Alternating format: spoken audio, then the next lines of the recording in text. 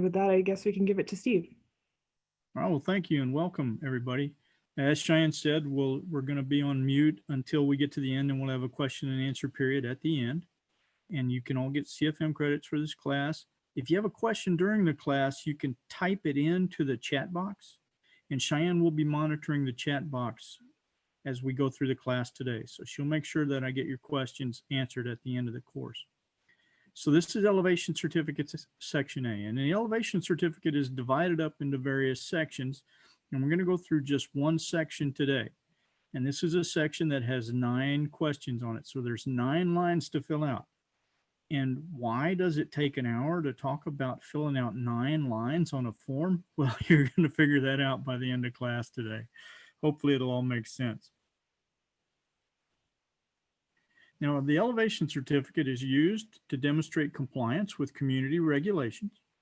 It's used to rate flood insurance, and it's used as a supporting document for letter map amendment. Now, one of the problems we sometimes have is that I have citizens who get an elevation certificate that shows the first floor of their house is raised above the flood elevation. And they assume this means they're not in the floodplain anymore. I can't tell you how many times a property owner has told me, look, I'm elevated out of the floodplain and your rules don't apply to me. Don't ever fall for that one. The elevation certificate by itself does not take a building out of the floodplain. It just demonstrates whether or not that building complies with floodplain management regulations. And I'm not sure if any of you are familiar with the Board of Technical Professionals, but I just want to make you aware that an architect is not allowed to sign an elevation certificate in the state of Kansas. The instructions on the form say that architects are allowed to fill it out, and that's true in other states, but in our state, architects are not allowed to fill out this form. And every once in a while, I get an elevation certificate that's been signed by an architect who wasn't aware that that rule applied. And I hate for a property owner to pay a bunch of money to an architect and then find out that they have to have it all done over again by a licensed land surveyor or professional engineer. So please keep that in mind. A couple of little terms we want to talk about before we get started. So I'm speaking to you right now today from the basement of my farm near Emporia, Kansas. And we have what my real estate agent calls a walkout basement. This deal is built into the side of a hill, but there's a door behind me that I can just walk right outside. So 3 sides are below grade built into the hill, and the 4th side is completely open and I can walk out. So we call that a walkout basement. I'm sure you're familiar with that terminology. However, FEMA does not consider that a basement. By FEMA definition, if it's below grade on all 4 sides, it's a basement. We're going to get into this more when we talk about building diagrams, but for all intents and purposes, this is either the lowest floor of my slab on grade house, or it's considered a lower enclosed area below the lowest floor. And sometimes you have basements that are like that. It's unfinished. They park the car under the house, that kind of thing. Anyway, be careful what you say when you use the term basement. The other one is top of the bottom floor. As I told you, I'm in the bottom of my walkout basement right now. And if I stomp my foot on the floor, I'm doing it right now, but you can't hear it because I'm wearing socks. I didn't even bother to put shoes on for this deal. Me stomping on the floor there, what I'm stomping on is the top of the bottom floor. So you find the bottom floor and you stomp your foot on it. There are instructions with the elevation certificates that show building diagrams. We're going to talk about this more when we get to section C of the form. But I've had surveyors who deliberately filled out elevation certificates wrong because they thought their clients' flood insurance would be more expensive if they filled it out correctly, and it caused nothing but trouble. So look at the elevation certificate instructions at the building sketches. You have questions about what is the top of the bottom floor. It doesn't matter if something is finished. Doesn't matter if it's dirt instead of a poured slab. These things don't apply. Just go by the sketches. All right, now that we've talked about terminology, let's get into it. The elevation certificate form that you currently use expired in November of 2018. It's almost November of 2020. I've been doing this for about 15 years now, and FEMA has never once updated the forms on time in all the times I've been doing this.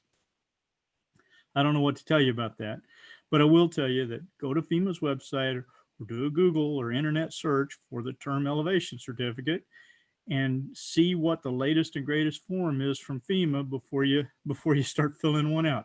Who knows? They might update the form tomorrow and everything I told you today could be wrong. I also want you to pay special attention to the top line of the form. I put a little red arrow on the left-hand side of the screen. Normally, if I was in a class, I'd have somebody read this right now because I think it's that important. So I'm going to read it to you. Copy all pages of this elevation certificate and attachments for number 1, the community official, number 2, the insurance agent, number 3, the building owner. So let's look at number 1. Number 1 is the community official. Well, I know that there are community officials on this call with us right now. And I would be willing to bet that each and every one of you has not been given every elevation certificate that was done in your community. So surveyors should be giving you these forms. It says so right on the form, and they sign their name to this form agreeing to do it, and then they still don't give you copies. Why is that? I've had surveyors give me various excuses. Some of them simply overlooked this line on the form, didn't realize they were supposed to be doing it. They're okay. I had one guy told me that this was his client's personal private information, and he wasn't going to share his client's information with the community, even though he signed his name to this form stating that he would do it. Another thing to keep in mind, so if you have somebody that's not giving you an elevation certificate, you can fall back on this language and say, look, here's why I have to have it. And you signed an agreement saying you would do it. Remember, there is a board of technical professionals in Kansas that reviews the ethics of the licensed professionals within our state. Now, this is the elevation certificate, page 1. There's multiple pages. And this one, you can see section A takes up about half of the first page. So it's a pretty extensive piece. Line A1 through A4 are pretty simple address information. You'd think, well, we don't even need to talk about that. We're done. Well, sorry to tell you. I've had the building owner's name wrong before. What happened was the property was being built on spec. So I've had like somebody who didn't own the building, like the contractor who was going to build it for the property owner's name, show up in that spot. And in one very weird circumstance, I had the surveyor write their own name and address in the top section. So watch out for that kind of stuff. A key deal would be in the case of that surveyor that filled it out, his name and address were in a different county and in a different city than where the property was located. And it was kind of a dead giveaway. All right. And then line A4 is building use. Why does that matter? It matters because elevation certificates are used for flood insurance rating. And flood insurance is rated differently for a residential property, a non-residential property, and there are even line items in some of the flood insurance reform legislation about buildings that are used as a nonprofit instead of a commercial business. Right now, it's either non-residential or something else. So we don't distinguish between agriculture property, an American Red Cross building, or a high-rise apartments or a shopping complex. And they're trying to add in more of these type of things so that they can use it when they fill out their insurance rating forms. Line A5 is for the latitude and longitude, a little more specific version of where is it than the street address. Now, the letter map amendments that we haven't talked about yet, this form is a supporting document for those. The instructions for the letter map amendments has for many years said that the latitude and longitude needs to be filled out to 5 decimal places. But the elevation certificate for many years said to only fill it out for 4 decimal places. FEMA corrected that in the very last version of the elevation certificate, so the 2 documents agree with it. Now, unfortunately, when they said in the instructions, fill it out to 5 decimal places, they give you an example, and the example says, it shows an example of a latitude and longitude that's only filled out 4 decimal places. So they say, fill it out to 5 decimal places, as in this example, and the example is incorrect. I want you to keep in mind that these should be 5 decimal places, particularly if they're going to be used as a supporting document for a LOMA. Okay, so that's important. One of the common mistakes I see on these is that the latitude and longitude are correct. 99% of the time, they're fine. But the horizontal datum next to it has a box to check, and the surveyor simply forgets to check the box. It's a simple little typo type error. But watch out for typos. I could tell you about some terrible typos that I've seen. All right, so that's really easy. Now, line A6 says building photographs. There's no blank space to fill out. There's an entire new sheet. So you would flip over to about the 3rd page, and then you would get a new blank page that looks like this. And so here's your blank page where your photos go. Now, most of you people on this call are way too young to remember when you used to have to take a black and white box camera in the 1800s and take a photograph, and everybody couldn't move for 60 seconds while it was working, and then you'd have to kill an animal and boil its hooves and glue the photographs onto the paper. Okay, so I'm exaggerating a little bit, but in the 1990s, I saw a lot of elevation certificates that had photographs that were developed like at the local pharmacy, and then they used Scotch tape to tape them to the paper. That's how they used to do it. Digital photos, so much easier. And because digital photos don't cost anything, and because this form is electronically that you can download extra pages of this form and attach multiple pictures. So more pictures is better than not enough pictures, I always say. And since it doesn't cost anything, why not? So the form instructions say a minimum of 2 pictures, and they should show the front and the back. And the picture should be at least 3 inches by 3 inches in size. That's real easy with digital because you can just make them bigger. They need to be taken within the last 90 days if this is being used to purchase flood insurance. If it's to demonstrate compliance with local community regulations, the local community may not make that requirement. The photos need to show the foundation and any openings that may exist. This is often information that's used to resolve discrepancies on the elevation certificates. I've had elevation certificates that were filled wrong that said it was the house with a basement, but these photos clearly showed that it was a crawl space with foundation openings because the surveyor simply used the wrong code number for the building diagram. Try to show photos actually confirm what building diagram it is. Like I said, minimum front and back, but you can also show side views, and side views are particularly important for split level buildings or anything that's kind of odd looking. Label the photos. And remember, digital photos are free. Take plenty of them, use plenty of pictures. Now, line A7 is for building diagrams. Now we're really getting into the meat of it, because the number one mistake that I see on elevation certificates is the building diagram is wrong. Every time somebody puts an elevation certificate in front of me, I start looking at other sections of the form and comparing them to the building diagram to see if they got it right or if they got it wrong. So this is just the one thing that we always get wrong. Some of them are wrong because you've got a goofy situation. I'll give you an example of an off-the-wall situation that doesn't fit the mold. Somebody builds a warehouse.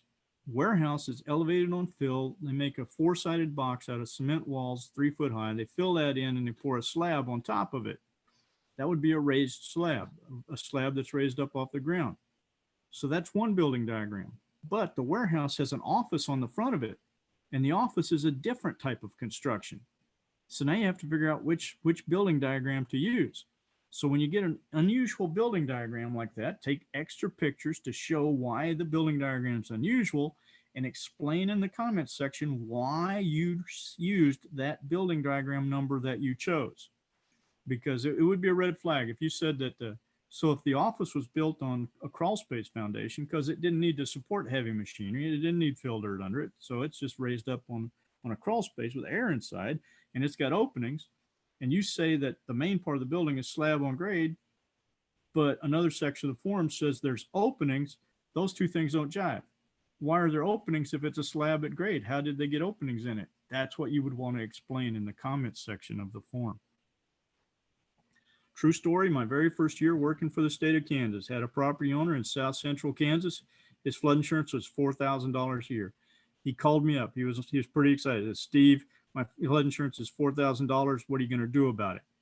He sent me his elevation certificate attached to an email. I saw that they had used the wrong building diagram. The surveyor filled out a new elevation certificate with the building diagram corrected, and the guy's flood insurance dropped down to $400.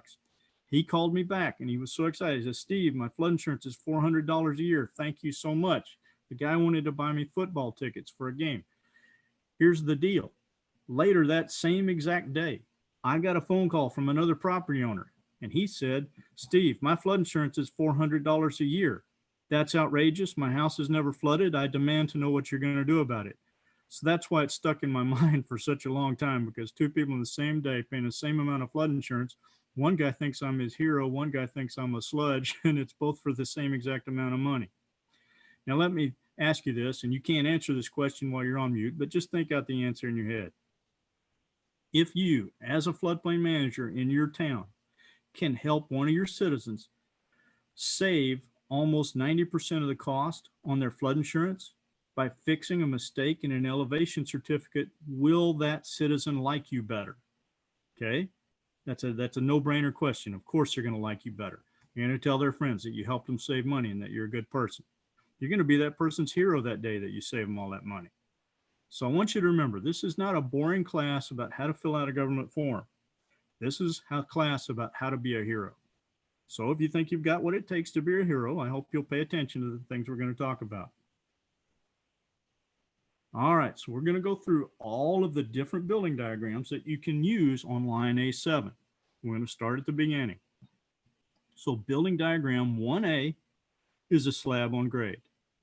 They pour a thick cement slab right on the ground and they build their building on top of it. A slab on grade. It's very simple, okay? The one in the photograph has an attached garage.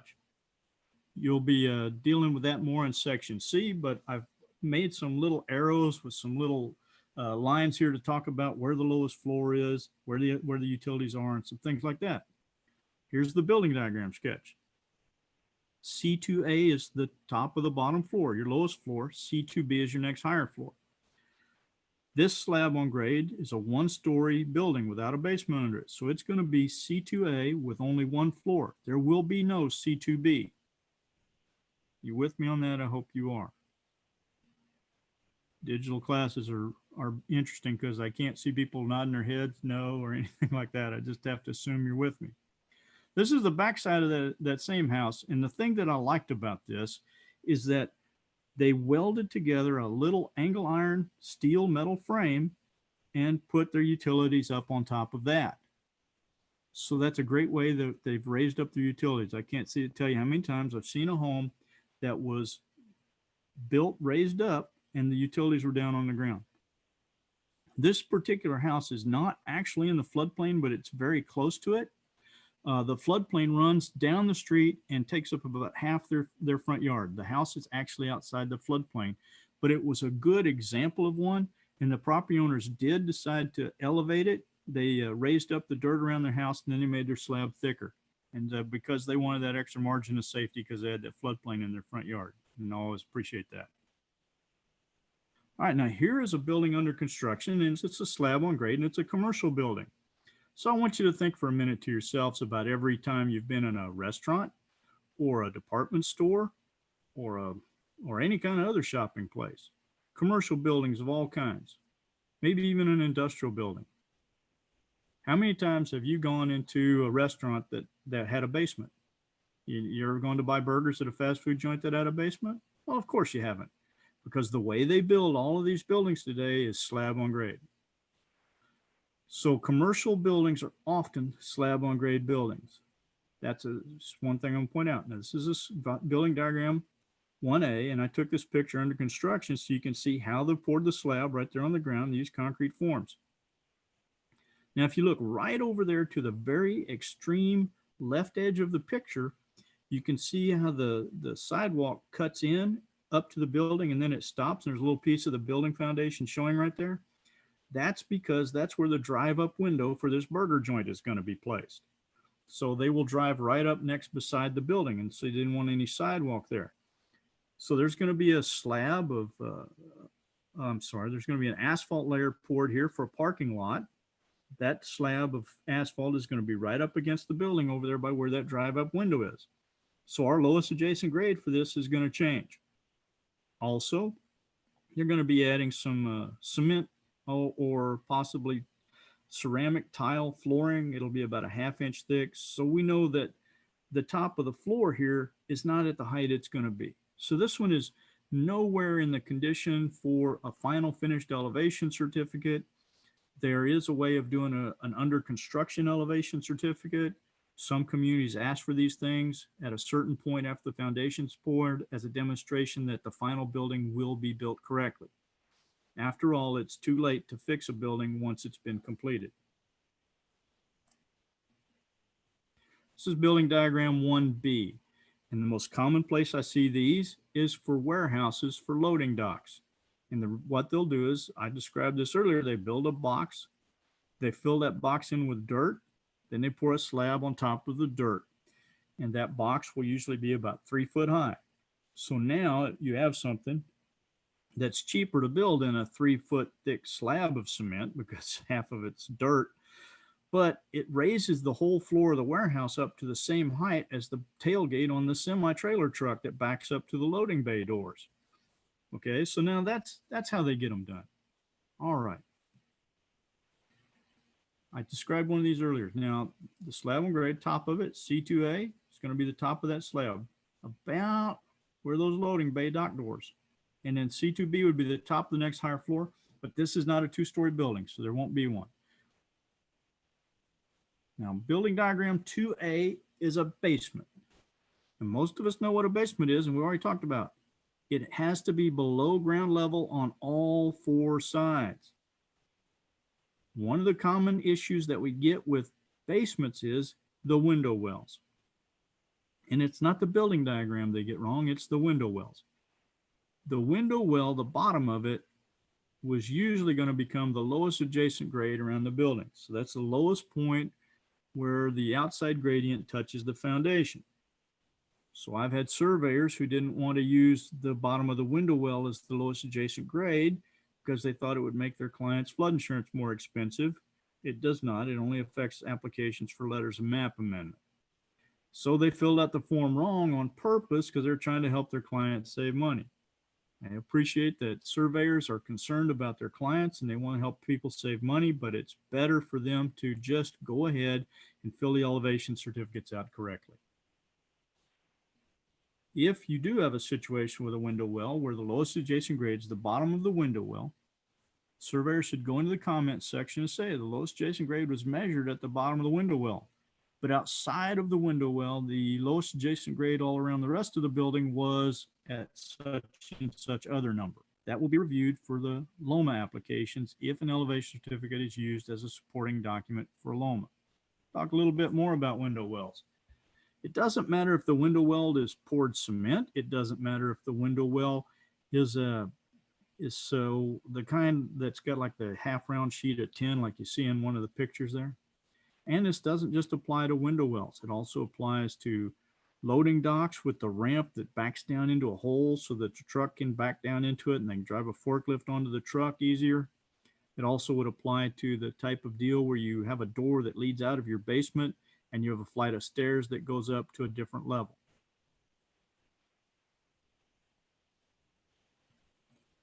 Here's some more photos of that. Here's a truck loading dock. This is a Kohl's department store. Then down here below that, you have a really fancy window well. It's got cement, poured cement framing, and then they put some plexiglass over the top of it to enclose it and keep the rain out. It won't matter. Window wells are window wells. Doesn't matter how they're built. Lowest adjacent grade is going to be the bottom of the window well.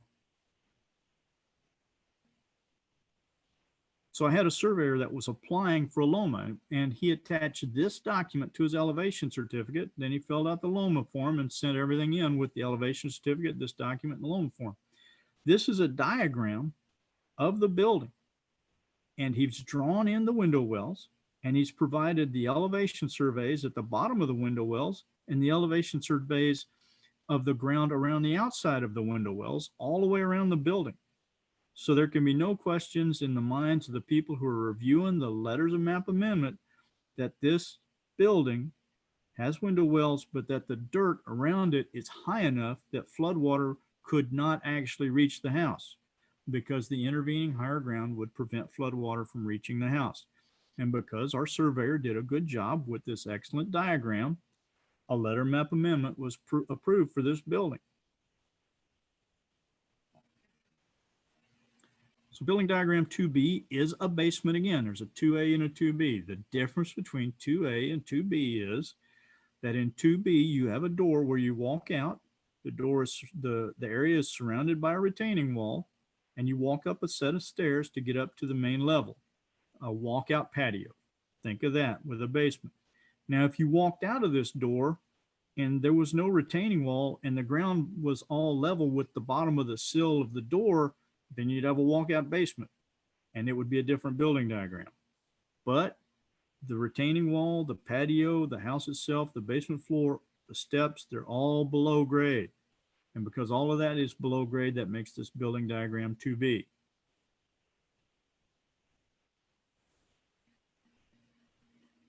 Since we're talking about basements, I'm going to digress just a little bit for a moment from the elevation certificates and say that basements in the floodplain are not a good idea. As you go deeper into the ground elevation, the ground can become saturated with water, and that water can push against the foundation walls of the basement and collapse it, because what you've got is water and soil that's saturated with water pushing against the outside of the building. Inside the building, I've got air. So you've got air pushing out against maybe heavy clay soil that soaks up water when it gets wet and expands, pushing in. And I've seen older homes with basements that have failed. I used to work for a construction company when summertime going to college, and we were called basement busters. And we'd go in and we'd break out with jackhammers the walls that had half collapsed. We'd lay forms and build new walls for these houses, and then we'd let the houses down off of jacks to rest on the new foundations that we'd built. So that's why the arrows in the picture for the house on the right are smaller at the top and bigger at the bottom. And then underneath the house, you have uplift force. I've seen this in person in two ways. When I was working for that construction company, I used to see houses where the floor of the basement had pushed upward and buckled right in the middle. And there was a big crack in the floor, and the cement was pushed up 3 or 4 inches with a big seam running through it where it cracked, and then the water would come up through that hole into the basement.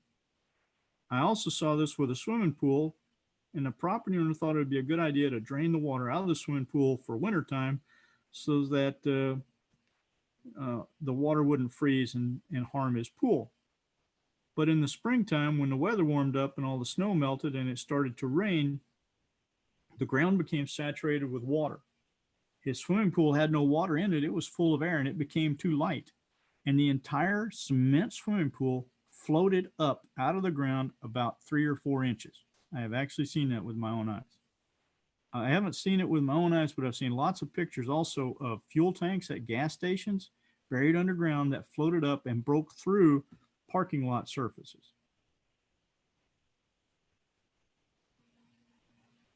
All right, this is building diagram 3. This is a split level. Now, building diagrams 3 and 4 are split level versions of building diagrams 1 and 2.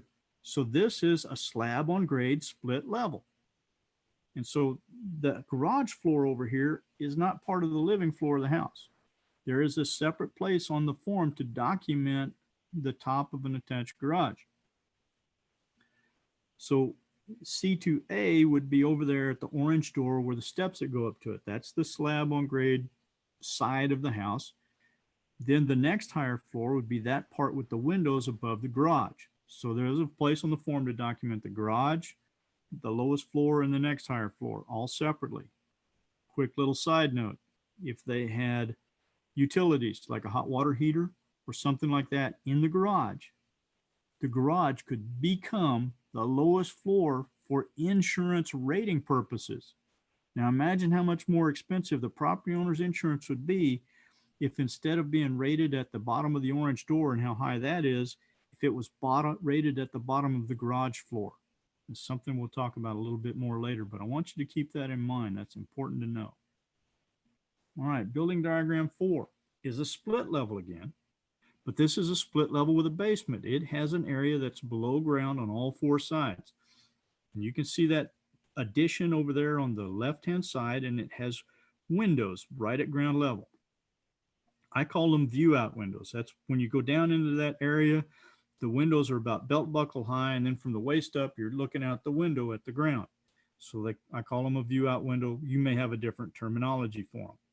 That's going to be your lowest floor, line C2A of your elevation certificate. The next higher floor will be the area directly above it. Now, a common question I get is about the front door.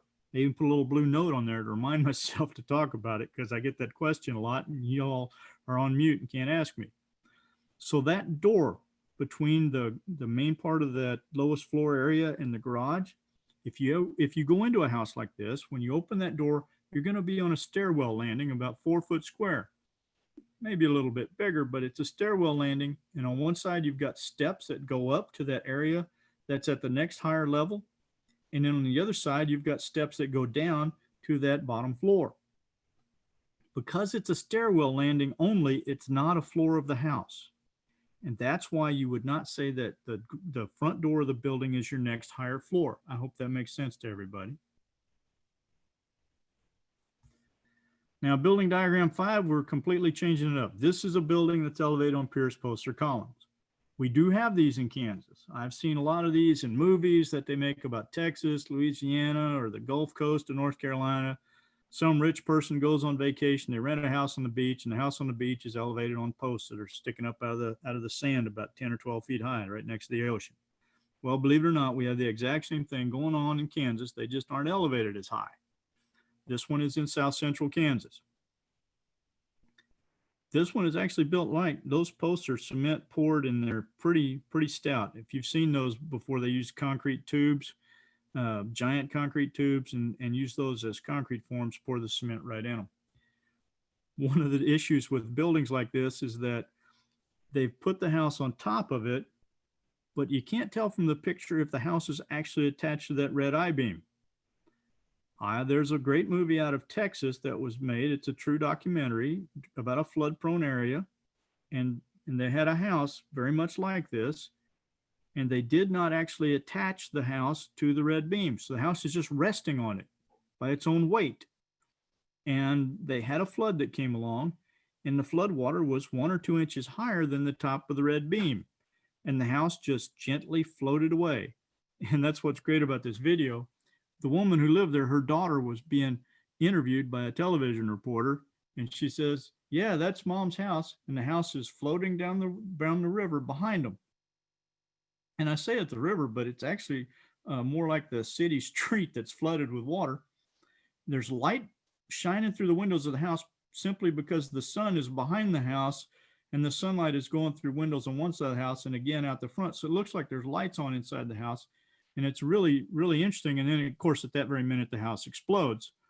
And what happened was the top of the house was sitting up so high in the water that it hit an electrical transformer, and the transformer blows up. And then you see the woman and the television reporter both duck and cover. It's hilarious. All right. I have an oddball sense of humor, though. I've been in floodplain too long. All right. Here's a 2-story house that's elevated on piers, posts, or columns. There's nothing that says it has to be a small cabin looking thing. You can actually have a 2-story house elevated on piers, posts, and columns. You can see under, if you look down along the bottom edge, you can see daylight and you can see grass on the other side of the house once you get out of the shadows. You can look all the way underneath of there. Now here's one. It's a manufactured home. This one is elevated a little bit higher than the last 2 examples I showed you. So about 5 feet is the highest I've ever seen one of these elevated in the state of Kansas. This one is built correctly. It's attached correctly. Everything's right about this one. The only problem is that if there is a flood, nobody can get out of the house and go to work. They'll be trapped inside there until the flood water recedes. So I hope they have a evacuation plan and some way to get warning when the flood waters are coming. Now, we also have manufactured homes out there that are sometimes elevated on piers, posts, or columns. And a question I often get is about the skirting. Well, if it's that vinyl skirting that they often put around manufactured homes these days, that vinyl is just kind of almost like plastic. You can walk up to it with your toe, and if you kick it pretty hard with your foot, it'll just collapse. Well, because it's not a rigid wall and it'll just collapse easily like that, the skirting does not constitute a rigid wall. So a common mistake on elevation certificates that I see is that I have surveyors that determine that because it has skirting in it, the skirting makes it a crawl space, an enclosed area, and they call it a different building diagram. So that would be a mistake to watch out for with elevation certificates. So if it's just simple vinyl skirting, it's building diagram 5. If the skirting is something more substantial, like they built a wooden frame and then they nailed boards across it, or they enclosed it with sheet tin or something rigid, we'll look at it again. It's probably might qualify as a crawl space, but a crawl space has to be foundation type walls. Can't just be something that'll just blow right out. This is building diagram 6. Building diagram 6 is a lot like building diagram 5, except that it is a small room underneath the house. So we don't have very many of these in Kansas. I've only ever personally seen 2 in all the years I've been doing this, and both of them were in Salina County. But the small room underneath the house should have flood openings in it, and it should be limited in its use to storage of materials, say like your lawnmower, your washer dryer might be in there, and it might have steps going up in the main part of the building. But you can't use it as an extra room if your mother-in-law is moving in with you. Now, I said I've only seen 2 in Kansas. This is one of the 2 I've seen. That gray building that was in the previous photo was a FEMA photograph that I borrowed because I don't have a very good picture. In this picture, you can see the room only because I've pointed out and wrote, here's the enclosure. And there's no way to tell from the street view where I took this photograph if there are flood openings in it or anything else. One day when I was here, it was summertime, there was leaves on the trees still, but you could see that there was a truck parked underneath of the house on the left side of this photograph. So you can actually, it's up pretty high if you can fit a full-size pickup truck underneath the house. And if you look all the way underneath the house and out the back side, you'll see trees back there. And that row of trees back there is the flood source. So this house is actually pretty close to a source of flooding, and it's appropriate that it be elevated correctly. This is building diagram 7. Building diagram 7 is elevated on a full story foundation.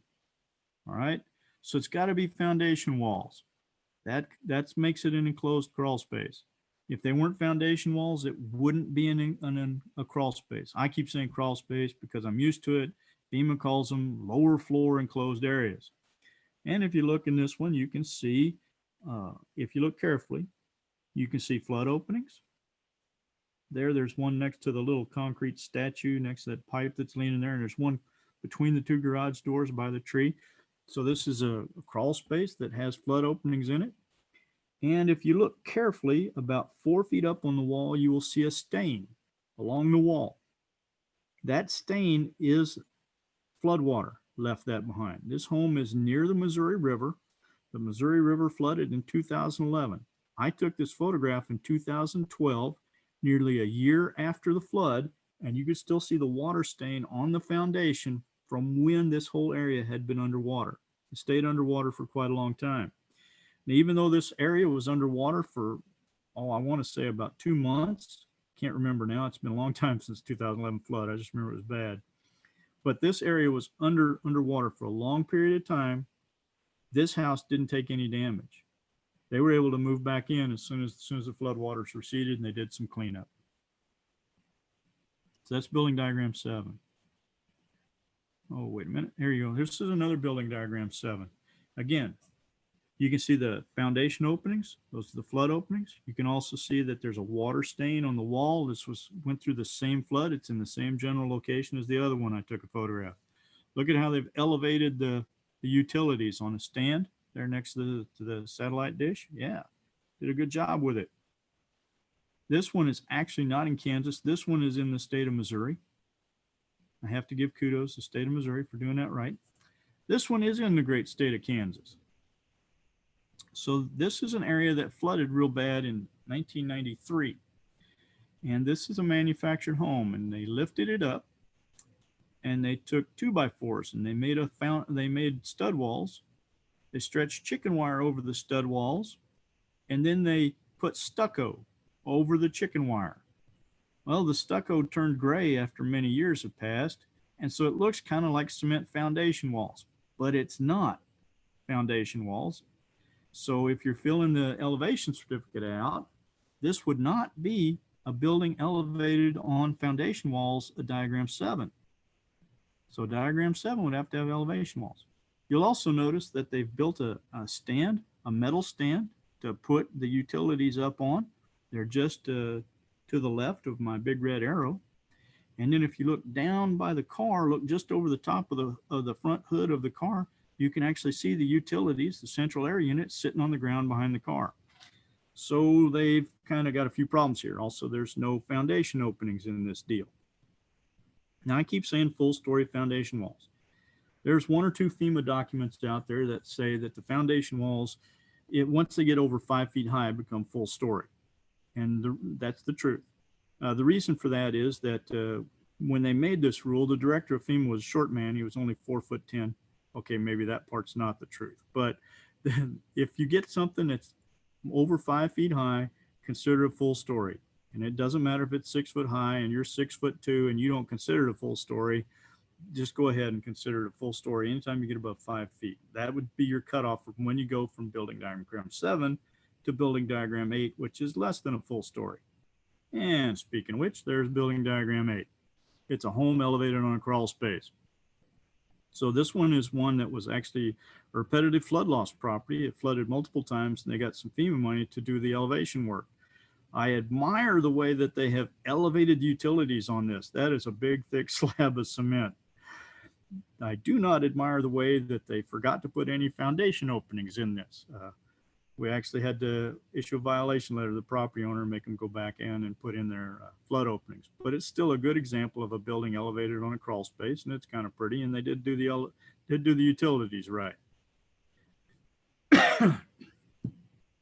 When you've got a crawl space like this, the bottom of the crawl space becomes the lowest floor, line C2A of your elevation certificate form. If the crawl space is built correctly, that's not where the insurance is going to be rated. So surveyors need to go ahead and mark down C2A as the bottom of crawl space. It doesn't matter if the crawl space has dirt in it or anything else. What matters is how the crawl space is built and designed. If the crawl space is built correctly, the flood insurance will be rated at the next higher floor, which is up there by where that door is. There is one little tiny opening over there by the door where the steps are, but on further investigation, that opening is for the dryer vent. That's a vent for the clothes dryer to take the humid air and the lint outside.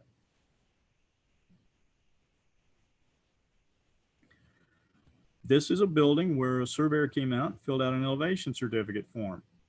After the surveyor left, the property owner nailed wood over the foundation openings, over the flood openings, and he painted it to match the trim on the house and did a really nice looking job, don't you think? Unfortunately, that also made their insurance go up quite a bit. And if I was a surveyor, whenever I would be in the field, I would take lots of photographs because we talked about Section A6 and the digital photographs. Here is your protection in the future if somebody says you did it wrong because you said they had openings when they didn't. Your photographs would show that the openings were not blocked up and that a property owner had blocked them up after you left.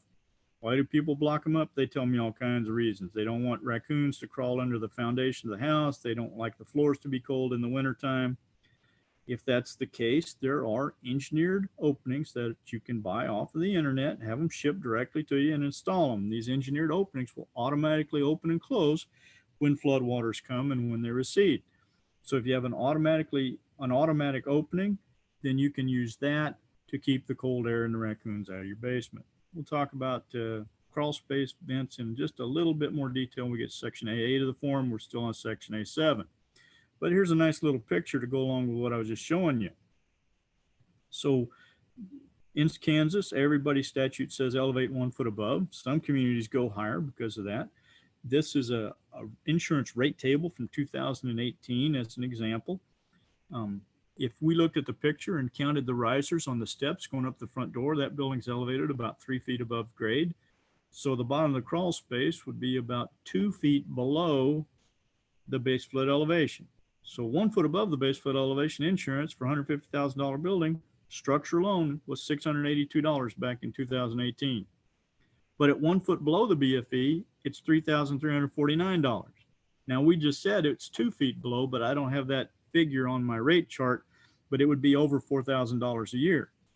So it's almost 7 times more expensive to pay for the insurance on one where the foundation's not built correct. Now, if you know how to install flood openings, or you can make the right suggestion to somebody on how to save a whole lot of money on their flood insurance if they got a house on a crawl space, do you think they're going to like you better? Think you're going to be their hero? Sure they are. So remember, you're in Hero Training 101. Now, if you have any questions about how to rate elevation certificates, there's a document you can download.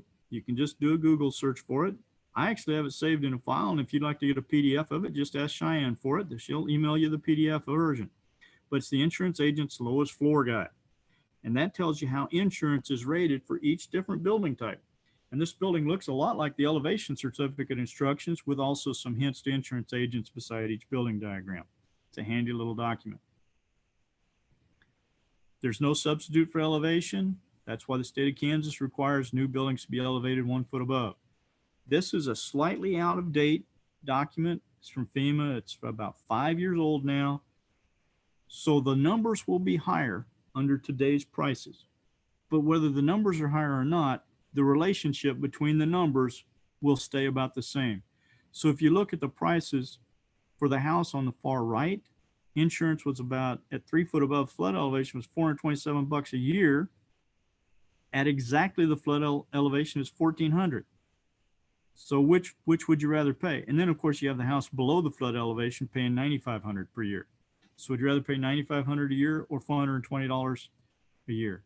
Sure. And I've had people tell me, well, I don't want to walk up all those stairs to get in my house, or my house won't look the same as everybody else. When everybody else sees your insurance premium and sees what they're paying, they're all going to want to make their houses like yours rather than you make yours like theirs. Here we go. This is the same house from the picture. They unblocked the vents and sent pictures to the floodplain manager after they got the violation letter.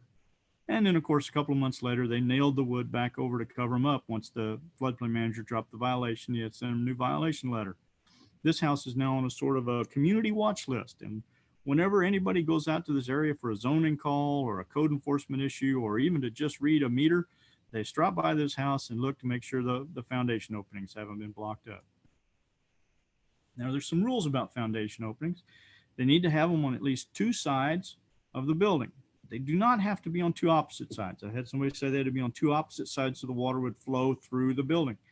The point isn't to let the water flow through the building. The point is to let the water flow in, and now you have water on the inside of the crawl space inside that foundation. You also have water during a flood on the outside. Water on the outside pushing against the water on the inside. That stabilizes the wall. That keeps the house from being swept off the foundation. It prevents the foundation walls from collapsing. That's the point of it. Here's a little sketch of this. The only problem in this sketch isn't the foundation openings. It's that the ductwork is not raised up 12 inches. So the ductwork should have been raised up 12 inches. Here's a little hint for you. Sometimes you can measure the 12 inches above the ground from the inside of the crawl space instead of the outside.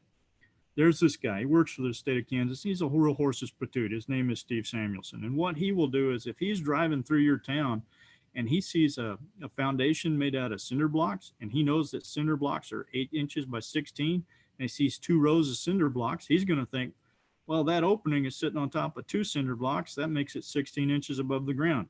And he's going to ask you, tell me about that house over there that I saw. And then you'll whip out the elevation certificate. So look here in the comment section, the elevation certificate. They measured that from the interior grade, and it was only 12 inches from the interior grade, and I approved it. And Steve, you're a horse's patoot. And I'll say, yes, I am. Thank you very much for showing me that. So remember these things. Before I get past this building diagram section, we do have to talk about building diagram 9. It is also with crawl space. It also has to have flood openings. But building diagram 9 has special requirements. On a new post-firm house, you are not allowed to build a building diagram 9. Building diagram 9 has a below-grade crawl space. That is because there's a FEMA technical bulletin that says building diagram 9 is only allowed in communities that have adopted special regulation requirements into their county resolution or city ordinance for the inspection and verification of below-grade crawl spaces. At this time, in the state of Kansas, there are only 2 communities that have done that.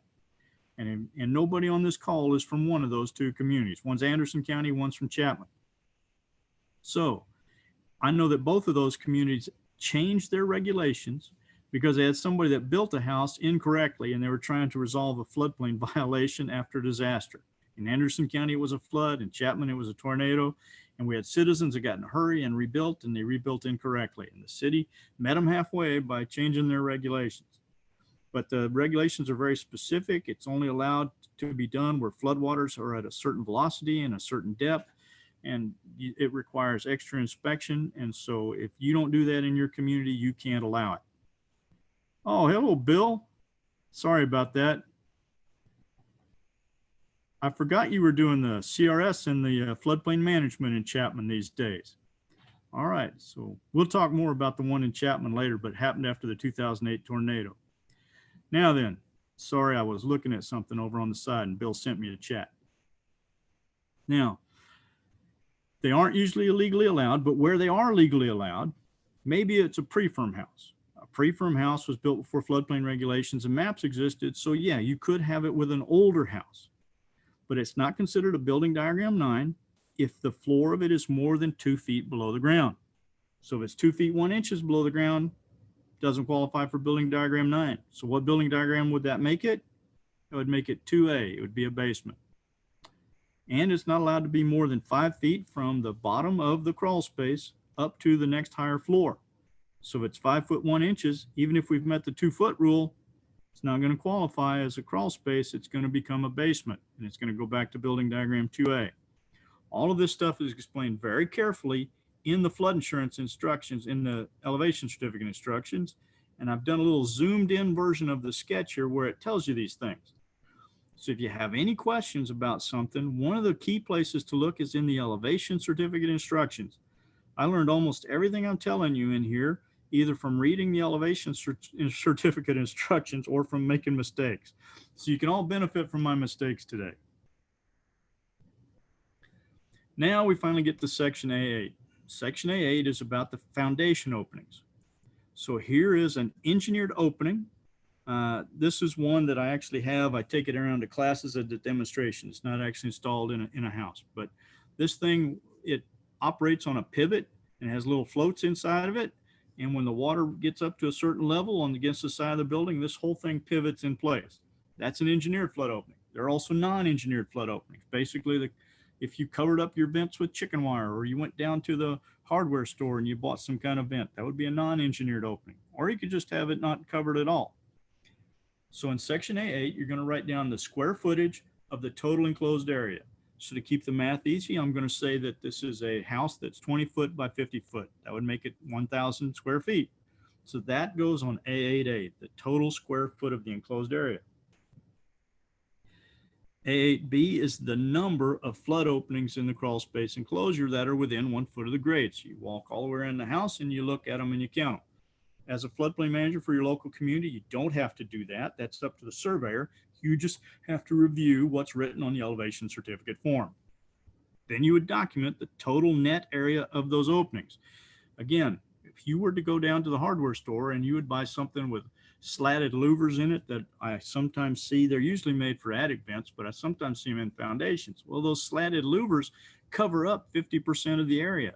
So you really don't have as much opening as you think you do once you've installed some kind of cover like that. That's why they ask for the net opening, not the gross. Then section A8D is where you would document engineered openings. Now you're all going to see the instructions here, but for A8D, if they have engineered openings, ask for a copy of the certificate that came with the opening to be attached to the elevation certificate. That's what they're supposed to do. If you've ever bought one of these before, it comes in a box, and in the box there's a piece of paper that says this has been certified by the International Code Council and approved by FEMA to be this many square inches. This one in the picture is roughly 16 by 8. Now, if you do the math, 16 by 8 is a lot less than 200 square inches. But this one is certified for 200 square inches because an engineer certified it and FEMA approved it. One of the ways that people save money on flood insurance is if they have openings, but they don't have enough openings, they swap them out for these engineered openings, get the certificates, get a new elevation certificate done.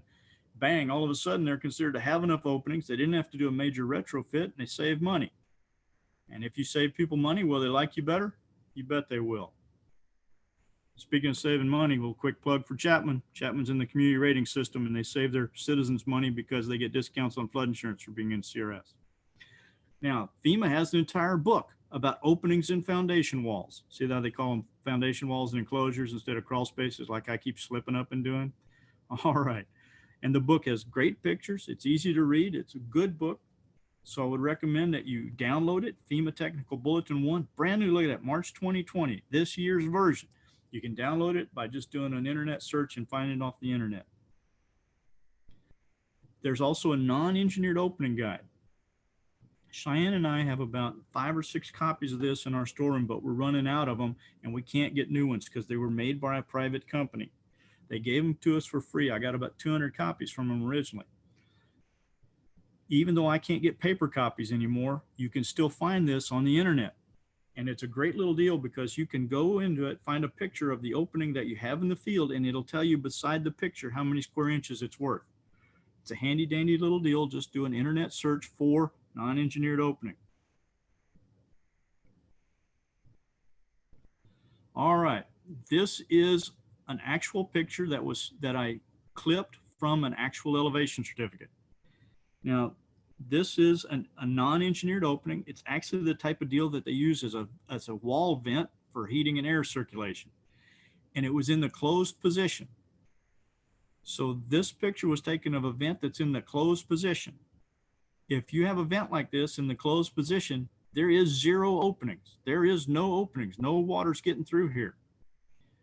If you use a vent like this, it would need to be opened, and then the handle that you use to open it would need to be interrupted with a chisel or broken in some way so that it stays locked in the open position permanently.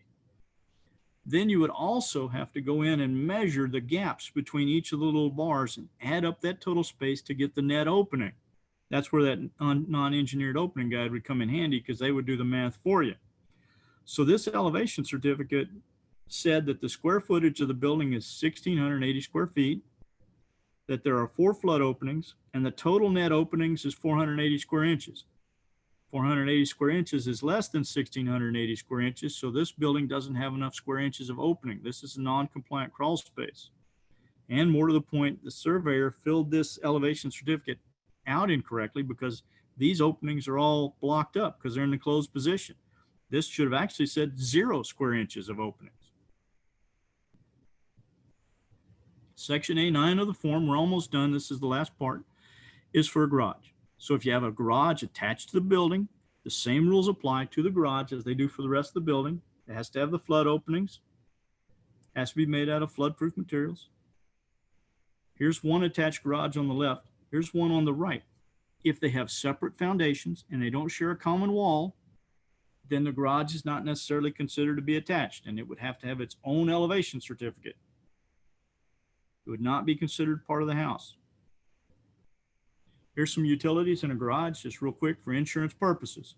These utilities are elevated, and that's great. That goes on section C2E of the form.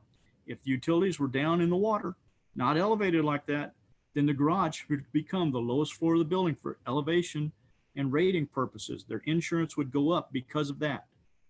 Could they make the insurance go back down? Yes, they could by installing flood openings in the garage, and the house would have to be a single-family residential structure. It would not work on a commercial building.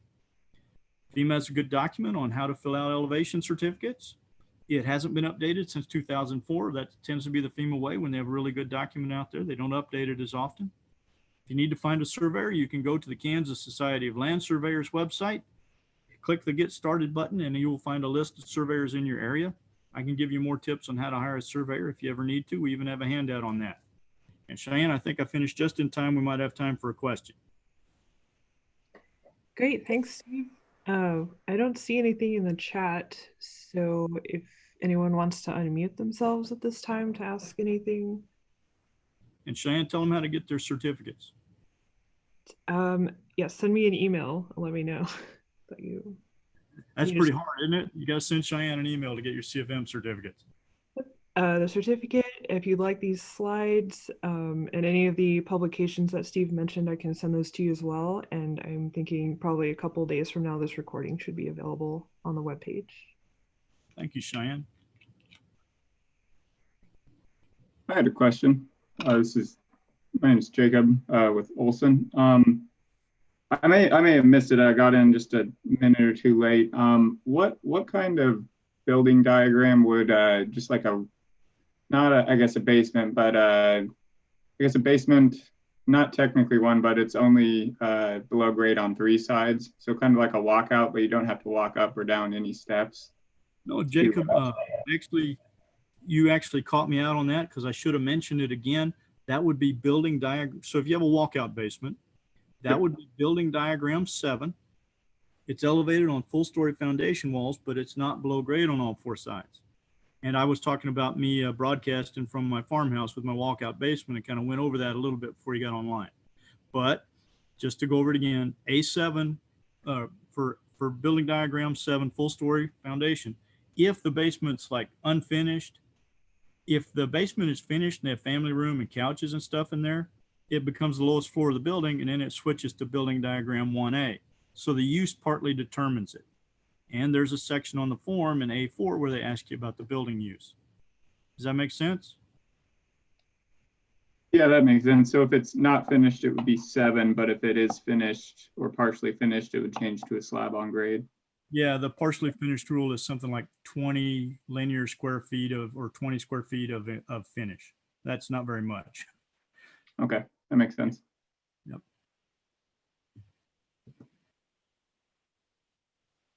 Any other questions? All right, then. I think we're right on time. So we went like 1 minute over. So I want to thank everybody for coming. Steve, you guys are doing this again.